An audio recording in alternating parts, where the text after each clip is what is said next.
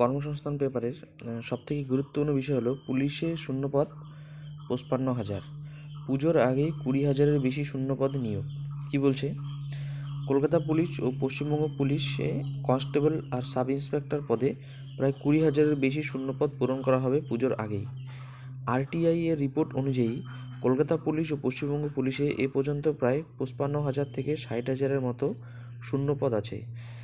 এছাড়াও আবগারি দপ্তরে প্রায় ৭ বছর ধরে কোনো নিয়োগ না হওয়ায় সেখানেও কয়েক হাজার শূন্যপদ আছে। মুখ্যমন্ত্রী শুভেন্দু অধিকারী জানান, পুলিশের কর্মী সংকট মেটাতে পুজোর আগে পর্যন্ত কেন্দ্রীয় বাহিনী মোতায়েন থাকবে ও পুজোর মধ্যেই পুলিশ কনস্টেবল ও সাব ইন্সপেক্টর পদে প্রায় ২০,০০০ শূন্য পদে নিয়োগ করা হবে। অন্যদিকে কনস্টেবল পদে ১৫ বছর চাকরি হলেই ওই পুলিশ কর্মীকে নিজের জেলায়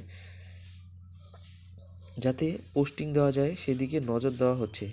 কলকাতা পুলিশ ও পশ্চিমবঙ্গ পুলিশের কনস্টেবল ও সাব ইন্সপেক্টর পদের নিয়োগ প্রক্রিয়ার বর্তমান পরিস্থিতি দেওয়া হলো। পশ্চিমবঙ্গ পুলিশে ২০২৪ সালে কনস্টেবল পদের চূড়ান্ত ফল।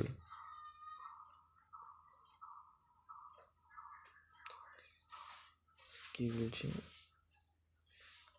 চূড়ান্ত ফল এখনও বেরোয়নি। এই পদের লিখিত পরীক্ষা, শারীরিক মাপযোগ পরীক্ষা, শারীরিক সক্ষমতার পরীক্ষা ও ইন্টারভিউ হয়েছে। এখনও চূড়ান্ত ফল বেরোয়নি। প্রায় ২১,০০০ প্রার্থী ইন্টারভিউ দিয়েছেন। কলকাতা পুলিশে ২০২৪ সালের কনস্টেবল পদের লিখিত পরীক্ষার ফল এখনও বেরোয়নি। কলকাতা পুলিশে ২০২৩ সালের সাব ইন্সপেক্টর পদের ফল এখনও বেরোয়নি। পশ্চিমবঙ্গ পুলিশে ২০২৪ সালের সাব ইন্সপেক্টর পদের পরীক্ষার ফল এখনও বেরোয়নি। পশ্চিমবঙ্গ পুলিশ ও কলকাতা পুলিশের পরীক্ষার্থীর যৌথ মঞ্চ এর তরফ থেকে মুখ্যমন্ত্রী শুভেন্দু অধিকারীকে নতুন নিয়োগ করার জন্য যে পদের নিয়োগ প্রক্রিয়া থমকে আছে সেগুলো দ্রুত নিষ্পন্ন করার অনুরোধ জানানো হয়েছে।